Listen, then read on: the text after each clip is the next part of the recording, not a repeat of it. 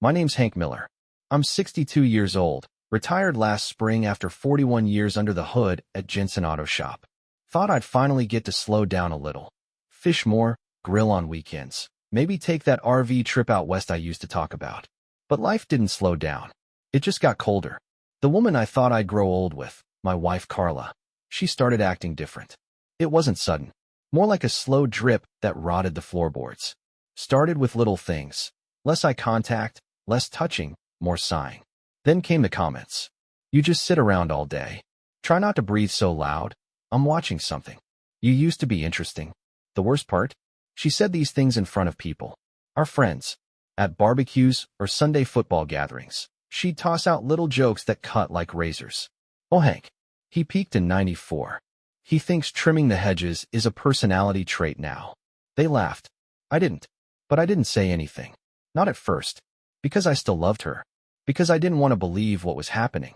I thought maybe she was going through something. Midlife crisis. Hormones. Stress. I gave her space.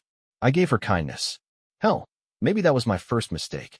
One night, we had company. Mike and Jenny, friends we'd known 20 years. I grilled steaks. Put out her favorite wine. Did everything I could to make it a nice evening. Then, right in the middle of dinner, Carla says, it's like living with a retired golden retriever. He just mopes around waiting for someone to feed him or scratch his head. Everyone chuckled. I didn't. I set my fork down, looked at her, and for a second, just one, I saw her clearly. And she looked at me like I was the punchline of some long, tired joke. When they left, I didn't say anything. I just took out the trash, stood in the dark driveway, and wondered how we'd gotten here. She used to look at me like I was a man. Like I mattered. Now she looked through me. I wasn't stupid. I knew something was wrong. Knew it wasn't just about me getting old or being boring. There was something behind it, something sharper. Something hiding behind all those jabs. Then came the perfume. New. Strong. Something floral with a bite. She hadn't worn perfume in years. Started going out more too. Wine nights with the girls. Yoga classes that ran 2 hours longer than usual. Always coming back in a better mood. Always with a secret little smile. One night, as she was heading out, I asked where she was going. She smiled. Out. With who? She paused. Does it matter? I looked at her for a long second. Carla, if something's going on, just tell me. She laughed. Actually laughed. What's going on is I'm tired of feeling like I'm married to a houseplant. That one hit. Hard. I watched her walk out the door, heels clicking down the porch steps like a metronome counting down the seconds to the truth. That night I sat in my recliner, lights off, beer warm in my hand, and thought, maybe I'm not crazy. Maybe I'm just being played. And that was the night I decided. No more pretending. No more letting her cut me down in front of friends. No more letting her walk all over what I used to be. I still didn't know the whole story, but I was going to find out. And when I did, I'd remind her, and everyone else, that Hank Miller was far from finished. It was a Wednesday. I remember that because the garbage bins were still out front and the neighbor's dog was barking like hell at the recycling truck. I was in the garage, polishing the hood of my old '78 Ford F-150, not because it needed it, but because I needed something to do. Something to keep my hands busy while my head boiled over. Carla came home just after 8. Hair done. Lipstick fresh. A little too much perfume, like she was trying to cover something up. She walked through the garage door like nothing was wrong, humming to herself and scrolling through her phone. I stepped out from behind the truck. She jumped a little. Jesus, Hank. You scared me. Where were you? She looked up, surprised I even asked. Yoga. You always come back from yoga smelling like gin and guilt. Her eyes narrowed. Excuse me. I didn't flinch. I'm not a moron, Carla. I know you've been out with someone. I've seen the changes. The perfume. The giggles. The way you talk to me like I'm just some old piece of furniture you're waiting to replace. For a second, she looked like she might deny it. Might cry or apologize, or at least lie well enough to spare me the sting. But she didn't. She smiled. That same cold, smug smile she's been wearing for months. Fine, she said, tossing her keys on the kitchen counter. You want the truth? Here it is. She poured herself a glass of wine, took a long sip, and leaned against the fridge like we were talking about the weather. You're old, Hank. You're tired. You sit in that chair like you were built into it. And you used to have a spark, I don't know, something, but now? You're just background noise. I stared at her, feeling my jaw tighten. And yeah, she continued, there's someone else. You don't make me feel anything anymore. And if I don't feel alive with you, that doesn't mean I can't feel alive with someone else. I took a slow breath. Not because I was calm, but because if I didn't, I was going to put a hole in the damn wall. You really want to do this here? I said. You want to stand in the kitchen of the house we built together and spit in my face like that? She shrugged. What? You asked? You're not fun anymore, Hank. You haven't been in years. I'm not going to waste the rest of my life babysitting a man who gave up on living. I stepped closer, my voice low. I gave up on living? Carla, I worked myself to the bone for this family. I gave you everything. And now you're telling me I'm just dead weight because I don't go salsa dancing or post thirst traps on Facebook. She rolled her eyes. You're twisting it. No, I said. I'm finally seeing it. There was a silence then. Not the comfortable kind. The heavy, choking kind. She stared at me. I stared right back. Then I turned and walked out the front door. Got in the truck. Drove. No plan. Just headed down old Highway 11, windows down, spring air cold on my face. I ended up at the lake. Same one we used to go to when we were young. Sat on a bench by the water and just let the wind hit me until it felt like I could breathe again. That woman in my house? That wasn't Carla anymore. That was someone else. And maybe the man she described, boring, weak, washed up. Maybe I had let myself drift into that shell. But no more. I wasn't gonna yell. I wasn't gonna cry. I was gonna prove her wrong. The next morning, I woke up on the couch of my buddy Earl's fishing cabin. No text from Carla. No call. Not even a, where are you? Which told me everything I needed to know. I made a pot of coffee on the old gas stove and sat on the porch with a chipped mug in one hand and silence in the other. The lake was still. Morning fog hugged the trees like the world was trying to keep a secret. That's when it hit me, for the first time in years, I didn't feel small. I didn't feel like I was tiptoeing around my own damn house, waiting for the next jab. I felt still. Like a man again. I went back home around noon. Carla was gone. No note, just lipstick on a wine glass in the sink and some jazz playing low on the radio, like she was setting the mood for someone else. I didn't touch anything. Just walked into the garage and sat on the edge of the workbench, staring at that old rusting hulk under the tarp. My 1970 Chevy C10. Hadn't touched it in years.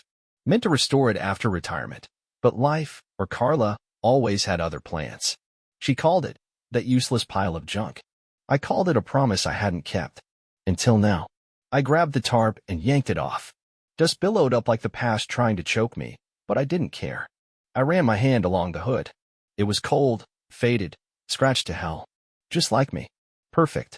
I made a list, parts I'd need, tools I was missing, time I'd have to carve out.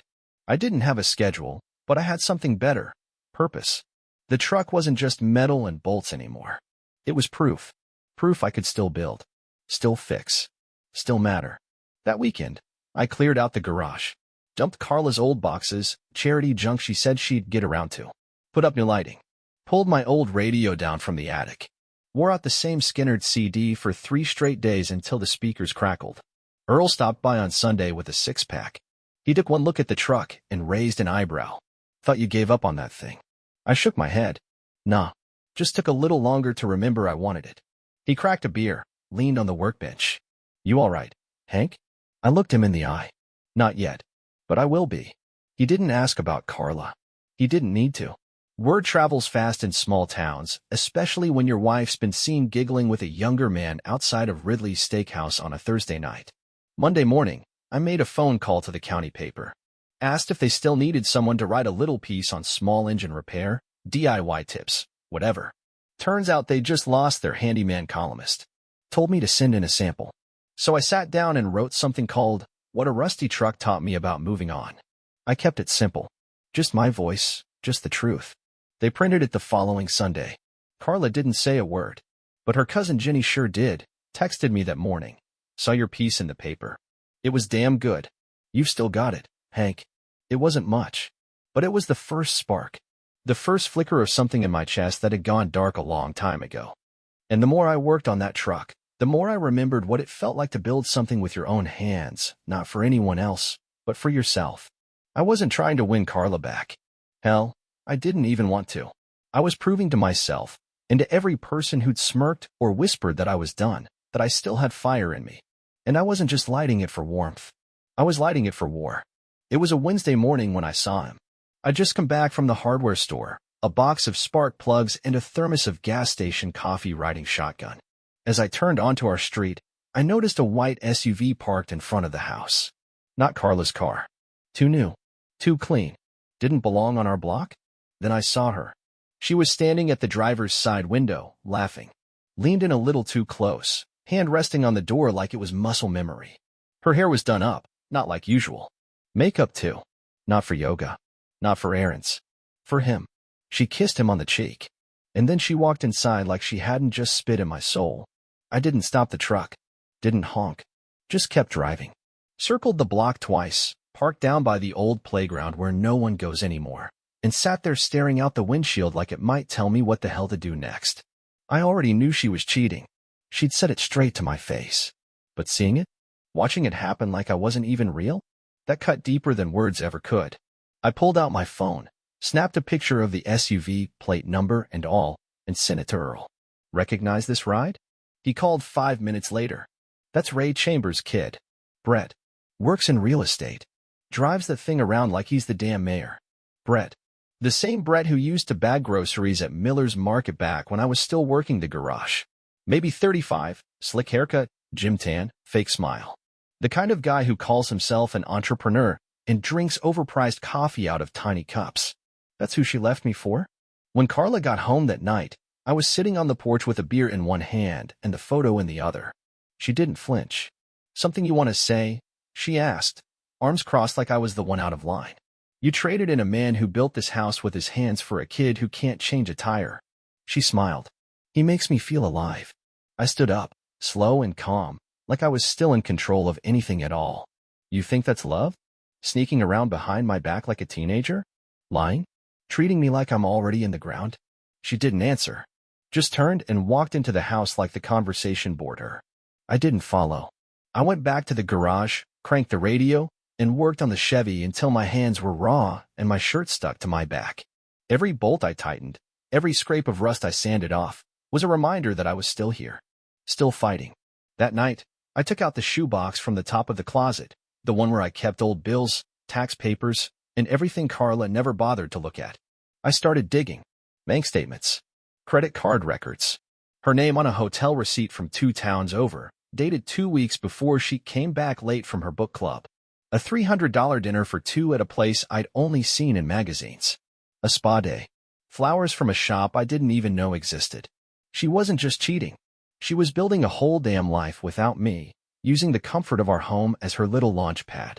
I scanned it all, printed copies, and slid them into a new manila folder. Labeled it Truth. I wasn't sure what I was going to do with it yet. But I knew this, Carla thought she was still in control. Still holding the cards. She had no idea the storm she'd started, and I wasn't going to warn her. I didn't sleep that night.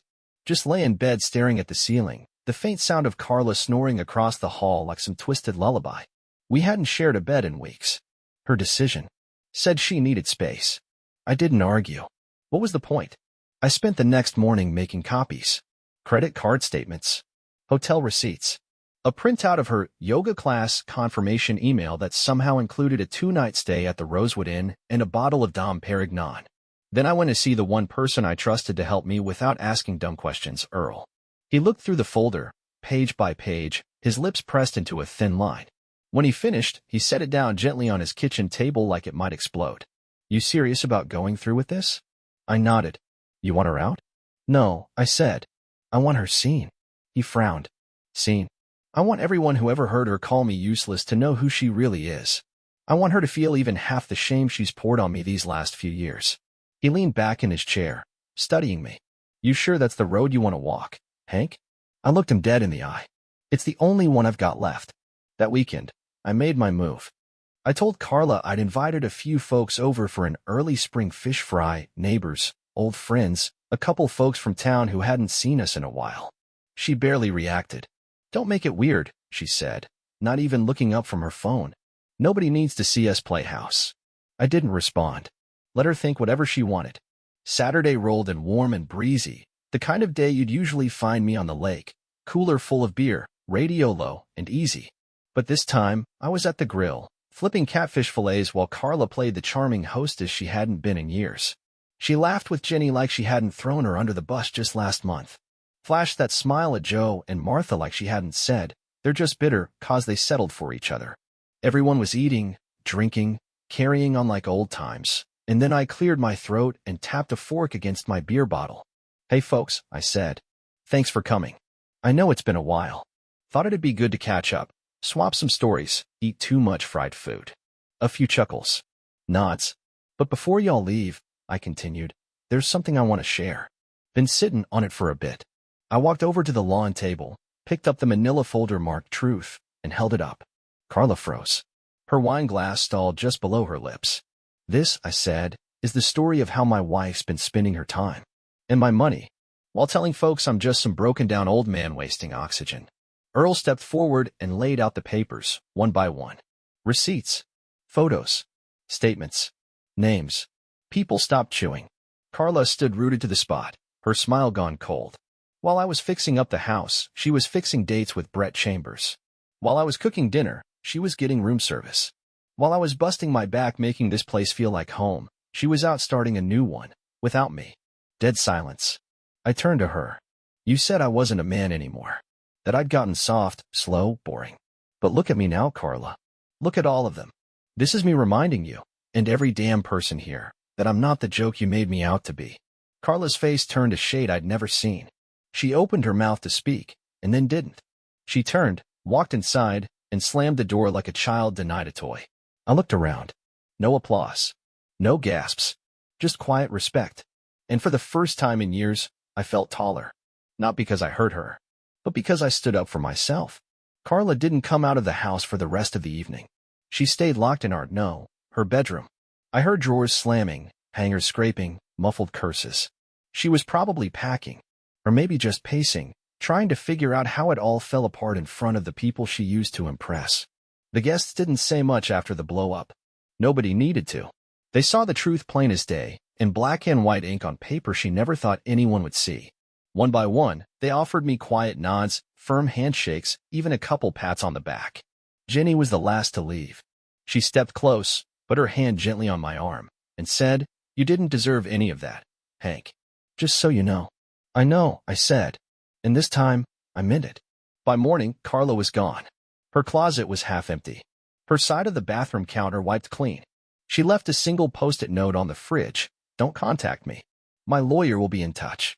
Like she was the victim.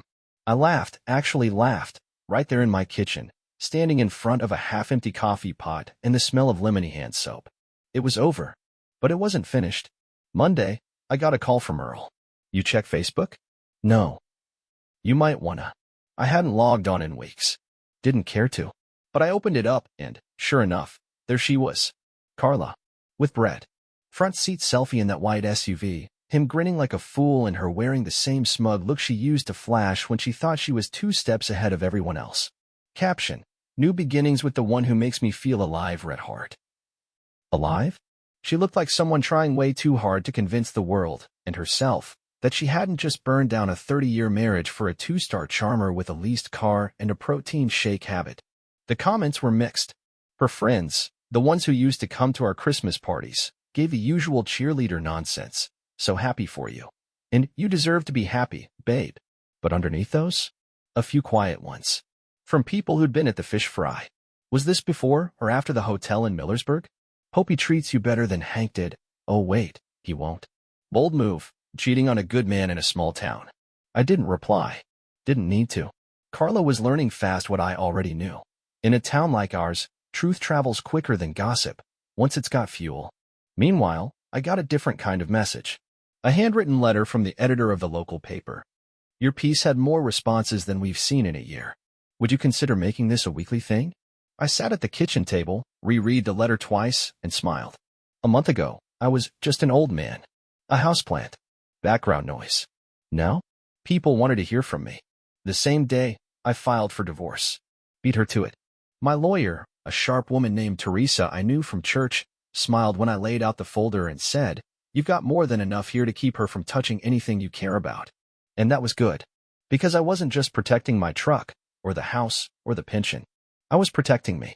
That night, I grilled a steak for one, opened a beer, and sat on the porch watching the sun go down behind the garage. For the first time in years, the silence didn't feel heavy. It felt earned. After Carla left, the house was quiet. But not the kind of quiet that suffocates you. It was the kind that feels like a clean breeze after a storm. A silence with space in it. Room to move. Room to breathe. At first, I didn't know what to do with it. The habits built over decades don't break overnight. I still poured 2 cups of coffee in the morning. Still caught myself turning to make a sarcastic comment during the weather report. Still expected that tired sigh and that worn-out line. Why do you always leave your boots by the door? But that voice was gone. And it stayed gone. So I filled the silence with the sound of work. I threw myself into the truck restoration. Every day, I was out in the garage by 8 a.m. grease on my hands. Sweat on my brow. Old country on the radio. There was something about the rhythm of it, the click of a ratchet, the weight of a wrench, that made me feel human again. The paper column took off too. After that first piece, the editor asked me to write weekly. I called the column Still Got It, and every Sunday folks in town would crack open the Stanton County Chronicle to read what the old mechanic who got cheated on had to say about life, tools, and learning to stand up straight after getting knocked flat. At the diner, people started nodding at me. One guy, must have been in his 30s, even came over and said, "My dad went through the same thing." Said your story helped him feel less alone. That meant more than he probably realized. Even my son, Luke, who lives down in Atlanta, started calling more. "Read your piece about fixing the carburetor," he said one night. "Made me wish I'd paid more attention when I was a kid." "Still got the truck," I told him. "Maybe I'll come up and help finish it." I smiled. Doors open. He hadn't visited in almost 4 years. Maybe now he would. Maybe now he wanted to. And that, right there, was the first time in a long time I looked forward to something. Meanwhile, Carla and Brett? Word was he'd lost a listing deal in town when the client, an older couple who'd known me for decades, found out who he was. Told him flat out they didn't work with men who sleep with married women. Gotta love small towns. Jenny told me Carla tried to show up at her niece's bridal shower like nothing happened. She made it 15 minutes before the room got cold and someone asked her to leave. That one, I won't lie, made me grin. But I wasn't chasing revenge anymore. That phase had passed. I was too busy living. One Saturday, I drove the C10 down to the farmer's market. First time she'd moved under her own power in over a decade. She growled a little, sputtered once, then settled into a smooth, steady rumble that made a few heads turn. Parked her right in front of the bakery tent. People came over. Asked questions.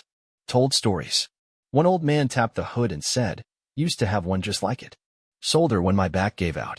Wish I hadn't." I just nodded and smiled. It wasn't just a truck anymore. It was proof. Proof I could still build. Still learn. Still matter. Carla had called me boring, predictable, used up. But the truth was, I just hadn't had the space to grow. Not with someone always clipping my roots. Now I had space. Now I had sun. Now I had me. It was a Wednesday afternoon when she showed up. I was in the garage, elbow deep in an oil change on the C10, when I heard the tires on the gravel. Not Earl's beat-up Dodge. Not the mailman's Jeep. This was something smoother. Lighter. When I stepped outside, there she was, Carla. Wearing sunglasses too big for her face, hair freshly done, like she'd come straight from the salon instead of the reality she was living in. She stepped out of that same white SUV, though now, from what I'd heard, the lease was under her name. Brett had vanished a few weeks after the fallout. Carla looked around the place like she hadn't lived here for 30 years. Like it was foreign now. Maybe it was. "Hank," she said, her voice soft, trying to pull off regret. I didn't say anything. She took a few slow steps toward me. "Can we talk?" "No." She blinked. "Please. Just 5 minutes." I wiped my hands on an old towel, leaned against the truck, and crossed my arms. "Go on, then." She looked down at the ground like she was trying to gather her lines. "I made a mistake," she said finally. "A big one. I let the silence sit heavy. I thought I wanted excitement. I thought I needed something different. But she paused, lips tight. He wasn't it. And when everything came crashing down, I realized. I lost the one man who ever really stood by me. I raised an eyebrow. "You realized that before or after you posted your new beginning selfie?" Her cheeks flushed. That wasn't fair. I was trying to move on. So was I. Difference is, I didn't have to sleep around to do it. She flinched at that. "Good. I'm not asking to come back," she lied. I miss my friend. I miss my home." I looked at her, really looked. The same woman who mocked me at the dinner table, Who told our friends I was a houseplant? Who stood in our kitchen and said I didn't make her feel alive anymore? And now? She was standing on my driveway, realizing too late that comfort, loyalty, and history mean more than six-pack abs and fake smiles. You want to know the difference between you and me, Carla? I said, keeping my voice steady. You left because you thought I was finished. I stayed because I knew I wasn't. Her lip trembled. Hank, you don't get to rewrite this story, I said, stepping forward. You didn't just leave me. You humiliated me, laughed at me, looked me in the eye, and told me I wasn't a man anymore. You don't come back from that with an apology and some perfume. Tears welled in her eyes. Maybe real, maybe not. Didn't matter anymore? You don't want me back, I added. You want what I've rebuilt. You see the truck, the column, the people respecting me again, and you want a seat at that table. But that table's full. She looked like she'd been slapped. I don't hate you, I said. I'm past that. But I don't owe you a damn thing. Not a second of my time. Not a drop of my peace. She didn't respond. She just nodded, slow, shaky, then turned back to her car. When she drove off, I didn't watch her disappear. I just turned back to the garage. There was oil to finish, a carburetor to adjust, and a good country song playing on the radio. The past had come knocking, and I'd finally shut the door. Word got around fast, faster than I expected. The same way gossip once carried stories about poor Hank, the guy whose wife ran off with a boy half her age, it now carried something different. She showed up at his place. He told her no. Didn't even raise his voice. Small towns don't forget. And they sure as hell don't let things slide quietly. I didn't tell anyone what Carla said that day. Didn't need to. People saw it on her face when she came into town a week later, sitting alone at the diner where we used to eat every Thursday. She didn't say much. Just picked at a salad and left a $5 tip for a waitress who didn't bother smiling back. Jenny told me the rest. Brett had left her right after things went public. Not because of shame, because of pressure. Turns out, he was already juggling 2 other new beginnings with women in nearby counties. Real estate was drying up for him fast. No one wants to buy a family home from the guy who helped tear one apart. He moved to Florida. Carla stayed. Alone. The house she rented near the lake, the one they'd picked out together, had mold problems and a leaky roof. She tried moving back to town, but no landlord would lease to her without a cosigner. She called her sister. No answer. Called Jenny. Got a polite, "You should talk to someone else." The women she used to sip wine with? They'd seen the receipts. Literally. And it turns out, once you pull the curtain back on betrayal, folks don't forget what's behind it. She stopped showing up at events. Wasn't invited to the quilting circle anymore. Even the church newsletter dropped her from the birthday column. It wasn't revenge. I hadn't asked anyone to treat her different. It was just the price of the life she chose. Meanwhile, I wasn't just healing. I was growing. The column was now syndicated across 5 small-town papers. I got letters from men in Minnesota, Kentucky, even a guy from Vermont who said, "Reading your words helped me stand up to the woman who broke me." I didn't know what to say to that, so I sent him a photo of the truck and said, "You've got more left in the tank than you think." People started recognizing me at the hardware store. A few local teachers asked if I'd come speak at the high school about work ethic, starting over, and rebuilding with your hands. I figured why not. So I did. I stood in front of a room of teenagers and told them what it means to be knocked down, what it means to be laughed at, to be told you're done, and what it means to get back up and show the world that you're just getting started. One girl raised her hand and asked, "Did your wife ever apologize?" I smiled. She tried. And she was too late. After that, I stopped hearing much about Carla. I imagine she's still in town, floating through grocery aisles like a ghost in designer sunglasses. Still trying to pretend she's not the woman who traded in 30 years of loyalty for cheap affection and got left holding the receipt. But she's not mine to worry about anymore. She lost a lot. Friends, reputation, comfort. But the biggest thing she lost? Me. Not just the husband she walked away from, but the man I've become. Because I'm not angry anymore. I'm not broken. I'm not bitter. I'm better. 1 year. That's how long it's been since Carla walked out of my life with her chin high and her heart already gone. 1 year since I stood on that porch, alone, watching the woman I loved become someone I didn't recognize. 1 year since I picked myself up from the dirt and decided I wasn't done yet. And damn if it hasn't been the best year of my life. The C10? She's done. Painted, polished, purring like she's fresh off the line in 1970. I take her out every Saturday morning, just to feel the wind and remind myself what it means to finish something you started. The house? I reclaimed it, gave it back a little life, repainted the trim, knocked out the old guest room, turned it into a woodshop, built a porch swing from scratch, sanded every curve by hand. It's my favorite place in the world now, right next to the lake. And me? I'm leaner.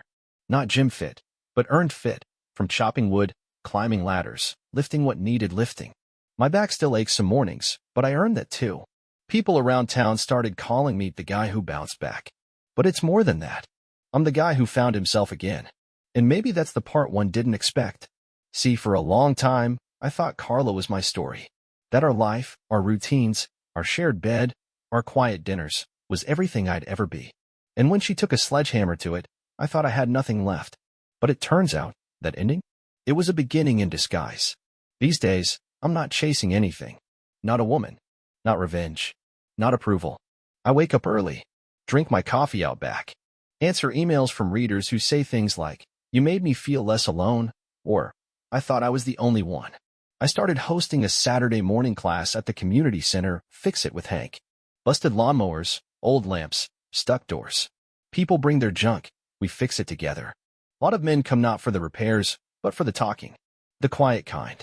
Last week, a guy named Jim came in, same age as me, hands shaking. Said his wife left him for her chiropractor. Said he felt stupid for not seeing it coming. I looked him in the eye and said, "You're not stupid, Jim. You're just good. And good men don't always see betrayal coming. We're too busy doing the right thing." He cried. I patted his shoulder. That's all it takes sometimes. And there's someone else. Her name's Nancy. Widow. Runs the antique shop near the post office. We started talking after she read one of my columns about second chances. She brings pie to the Fix It group. I pretend it's for everyone, but she always sets it down next to my chair. We haven't called it anything yet. Don't need to. Sometimes just sitting next to someone with kind eyes and no agenda feels like more than enough. I still think about Carla sometimes. Not with anger. Just awareness. Like a scar you rub once in a while to remember what you survived. She thought I was done. She thought I was boring, broken, too old to matter. But look at me now. I've got grease under my nails, purpose in my days, and peace in my bones. I'm not the man I used to be. I'm better. Not because of what she did, but in spite of it. And if there's one thing I know now, it's this. Life doesn't end when someone stops loving you. It begins when you start loving yourself again. So I slide behind the wheel of the Chevy, start her up, and let the engine growl beneath me. The road's open. The sky is wide. And I'm finally driving towards something, not away.